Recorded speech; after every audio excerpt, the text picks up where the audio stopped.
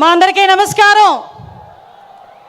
మండు టెండలో ఎండని సైతం లెక్క చేయకుండా ఒకానొక సందర్భంలో రాయలసీమ గడ్డ మీద పసుపు చొక్కా వేసుకున్నాడని వాడిని బెదిరించి కేసులు పెట్టిన నేపథ్యం నుంచి ఈరోజు ధైర్యంగా పసుపు చొక్కా వేసుకొని, పసుపు టోపీ పెట్టుకొని, పసుపు జెండా పట్టుకొని సుదూర ప్రాంతాల నుంచి నా నాయకుడు వచ్చాడని చెప్పి ఈరోజు గడప గడ్డ మీదకి వచ్చిన ప్రతి ఒక్క కార్యకర్తకి కూడా పేరు పేరున శిరస్సు వంచి పాదాభివందనం చేసుకుంటూ, కడపలో మహానాడు జరగటం అంటే చాలామంది ఆశ్చర్యపోయారు.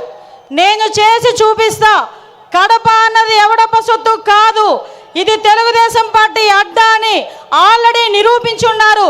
ఆ కడపలోని ఈ రోజు వరకు మనం మహానాడు జరపలే, ఇక్కడ జరుపుకుందామని చెప్పి గౌరవ ముఖ్యమంత్రి వర్యులు నారా చంద్రబాబు నాయుడు గారు, అదేవిధంగా మన జాతీయ ప్రధాన కార్యదర్శి మనందరి నాయకుడు లోకేష్ బాబు గారు కంకణం కట్టుకొని ఈరోజు ఈ కార్యక్రమానికి శ్రీకారం చుట్టారు. సాధారణంగా 5 ఎలక్షన్లు అయిన తర్వాత, ముఖ్యమంత్రి అయిన తర్వాత ఒక 5 సంవత్సరాల గురించి ఆలోచించి రాబోయే ఎలక్షన్ల గురించి ఆలోచించేవాడిని పొలిటికల్ లీడర్ అంటారు. అదే ఆంధ్రప్రదేశ్ రాష్ట్రం గురించి, భవిష్యత్తు గురించి 20 సంవత్సరాల తర్వాత ఏం జరగబోతుందో ఆలోచించే వాళ్ళని విజనరీ లీడర్ అంటారు.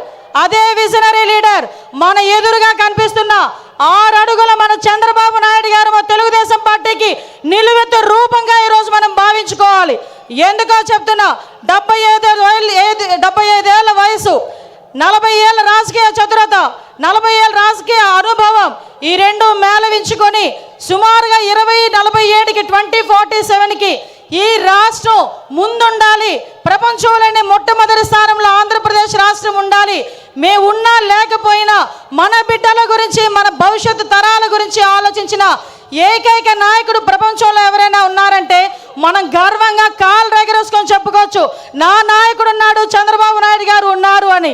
ఆ చంద్రబాబు నాయుడు గారికి వేదిక సాక్షిగా నమస్కారాలు, ధన్యవాదాలు తెలియజేసుకుంటూ, ఈరోజు గత 5 సంవత్సరాలు కూడా వ్యవస్థలని నిర్వీర్యమైపోయి ఉపాధి అవకాశాలు లేక, ఉద్యోగ అవకాశాలు లేక మొత్తం యువత అంతా కూడా తప్పుదారి పట్టి, గాంజా మార్గాన్ని బట్టి ఉపాధి అవకాశాలు లేక అల్లాడుతుంటే ఆ యువతకి ఒక మార్గదర్శకం ఇవ్వాలి అని చెప్పి ఆ రోజుల్లో రౌడీ రాజకీయాలు జరిగే పరిస్థితుల్లో, సైకోలు పాలన పరిపాలించే పరిస్థితుల్లో ఆ రోజు ఒక్కగానొక్క బిడ్డ ఈరోజు రోడ్డు మీదకి వచ్చి అవమానాలు ఎదుర్కొన్నాడు, అపహేళనలు ఎదుర్కొన్నాడు.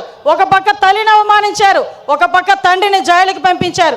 అయినప్పటికీ కూడా మొక్కవోని ధైర్యంతో నా కార్యకర్తలు నా వెంబడున్నారు, నేను పూర్తి చేయగలనని సుమారుగా 9 నెలల కాలంలోనే ఈ రాష్ట్రంలోని తెలుగుదేశం పార్టీకి పునరుద్ధేశం తీసుకొచ్చిన నా సోదరుడు, మానవ వనరుల శాఖ మంత్రులు గౌరవనీయులు నారా లోకేష్ గారికి ప్రత్యేకంగా ధన్యవాదాలు, నమస్కారాలు తెలియజేసుకుంటూ, ఈరోజు రాష్ట్ర పార్టీ అధ్యక్షులు పల్లా శ్రీనివాసరావు గారికి, అదేవిధంగా వేదిక నిర్వహించిన సహచర మంత్రివర్యులకి, ఎమ్మెల్యేలకి, ఎమ్మెల్సీలకి అందరికీ కూడా పేరు పేరున, వేదిక నిర్వహించిన పెద్దలందరికీ కూడా పేరు పేరున నమస్కారాలు, ధన్యవాదాలు తెలియజేసుకుంటూ, సాధారణంగా ఈ మహానాడు అయితేనే మహానాడు ముందు రోజు కూడా చాలా వర్షం పడింది. వర్షం పడితే చాలామంది లోపల తీన్మార్ డ్యాన్సులు వేసుకున్నారు అవతల పార్టీ వాళ్ళు. ఈ మహానాడు ఎలా అవుతుందో చూద్దాం, ఈ మహానాడు ఎలా అవుతుందో చూద్దామని. ఒక్కటి మాత్రం నిజం, ఆ మహానుభావుడు చంద్రబాబు నాయుడు గారి సంకల్ప బలం ముందు అన్నీది కూడా దిగదుడిపోయి, ప్రకృతి కూడా ఈరోజు మనకి సహకరించి 3 గంటల టైంలో ఇంత చల్లగా మనందరినీ కూడా ఇక్కడ ఆశీర్వదించిందంటే ప్రకృతి, ఈరోజు ఇది కూడా ఒక శుభ సూచకంగా దేవుని స్క్రిప్ట్ కింద భావించాల్సిన పరిస్థితి. గత 5 సంవత్సరాలు చూసాం, విధ్వంసంతో స్టార్ట్ అయింది, ప్రజావేదిక విధ్వంసంతో స్టార్ట్ అయింది, అనేక కేసులు పెట్టించుకున్నాం, అనేక రకాల జైళ్ళకి వెళ్ళాం, అభివృద్ధిలో శూన్యమైపోయింది, 20 సంవత్సరాలు వెనక్కి వెళ్ళింది.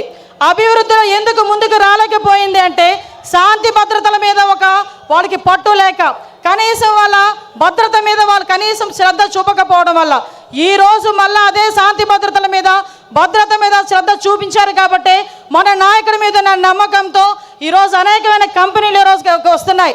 ఇంతకుముందు రాయలసీమ గురించి, ఫ్యాక్షనిజం గురించి మాట్లాడుకునే పరిస్థితి నుంచి ఈరోజు ఉపాధి అవకాశాలు, ఫ్యాక్షన్లోని చాలామంది ప్రాణాలు కోల్పోతూ ఉంటే అటువంటి వాళ్ళు ప్రాణాలు కోల్పోకూడదని ఫ్యాక్షనిజాన్ని సమూలంగా ఆ రోజు నాశనం చేసి ఈరోజు అదే కత్తి పట్టిన చేత్తోనే ఉపాధి అవకాశాలు కల్పించి అనుభవించిన పరిస్థితి. ఈ రోజు రాయలసీమలో ఉన్న ప్రతి మహిళ కూడా ఇంట్లోని చంద్రబాబు నాయుడు గారు బొమ్మ పెట్టుకోవాలి. ఎందుకనంటే ఏ రోజైనా కత్తి పట్టిన మగాడు బయటికి వెళ్తే మళ్ళా తిరిగి ప్రాణాలతో వస్తాడో రాడో తెలియని పరిస్థితి నుంచి ఈ రోజు నా భర్త క్షేమంగా వస్తాడు, తిరిగి డబ్బులు తీసుకొని వస్తాడని ధైర్యంగా ఉండే పరిస్థితిని ఈరోజు తీసుకొచ్చాం. ఇంతకుముందు రాయలసీమ అంటే మనకి చేతిలో కత్తులు, కటార్లు, బాంబులు వినిపించేవి. కానీ ఈరోజు రాయలసీమ అంటే ఒక కియా, రాయలసీమ అంటే ఒక శ్రీ సిటీ, రాయలసీమ అంటే ఒక హీరో కంపెనీ, ఇలాంటి కంపెనీలు అనేకం కనిపించే పరిస్థితి ఈరోజు మనందరికీ కూడా కనిపించే పరిస్థితి కనిపిస్తూ ఉంది. నేను ఒకటే చెప్తున్నా, నిన్న ఒకే ఒక విషయం చెప్పి ముగిస్తా. పెద్దలందరూ ఉన్నారు. నిన్న ఏదైతే మహానాడులో గౌరవ్ లోకేష్ గారు చేసిన 6 శాసనాలు, నిజంగా ఏదైతే చంద్రబాబు నాయుడు గారు కలలు కంటున్న 2047 స్వర్ణాంధ్రకి ఈరోజు కడప మహానాడు వేదికగా ఈ 6 శాసనాలు కూడా ప్రథమ భూమిక వహించబోతున్నాయి. ఇవే పునాది కాగబోతున్నాయి. ఈ కార్యకర్తలే అధినేత అని చెప్పిన పరిస్థితి ప్రపంచంలో ఏ పార్టీకి లేదు. ధైర్యంగా, గర్వంగా నేను తెలుగుదేశం పార్టీ కార్యకర్తని చెప్పుకొని తిరిగే పరిస్థితులు ఈరోజు ఉన్నాయి. ఒకటే ఒక విషయం చెప్తున్నా. మొన్న రీసెంట్గా నేను ఒక ఫ్లైట్లో వస్తా ఉంటే ఒక పెద్ద మనిషి, ఒక వ్యాపారవేత్త నాకు కనిపించారు. ఏంటి సార్ ఎలా ఉంది సార్ అంటే, అమ్మ రక్షించారు మీరందరూ కూడా ఎన్డీఏ కూటమిని గెలిచి. ఎందుకంటే 2018లో నేను శంకుస్థాపన చేశా. 19లో నేను ఫ్యాక్టరీ పెట్టాలని వెళ్తే పార్ట్నర్షిప్ అడిగారమ్మా. అప్పటి నుంచి మూసుకొని కూర్చున్నా. మళ్ళా చంద్రబాబు నాయుడు గారు వచ్చిన తర్వాత ఫ్యాక్టరీ మళ్ళీ ఓపెన్ చేశారని చెప్పే పరిస్థితి. ఒకటే చెప్తున్నా సార్, మీరు ఏదైతే 6 శాసనాలు తీసుకున్నారో ఈ 6 శాసనాలు మంత్రులుగా ఉన్న మేము కానీ, ఎమ్మెల్యేలుగా ఉన్న స్టేజ్ మీద ఉన్న వాళ్ళు కానీ, కార్యకర్తలుగా ఉన్న వాళ్ళు ప్రతి ఒక్కరు కూడా గ్రామానికి వెళ్ళి చెప్పే బాధ్యత మేము తీసుకుంటాం. మీరు కలలుగన్న 2047 విజన్ ఏదైతే ఉందో ఆ విజన్ని పరిపూర్ణంగా ముందుకు తీసుకెళ్లే విధంగా, మరీ ముఖ్యంగా గుంట నక్కలు చేరకుండా ఉండే బాధ్యత కూడా కార్యకర్తలుగా మనందరం కూడా తీసుకోవాల్సిన బాధ్యత ఉంది.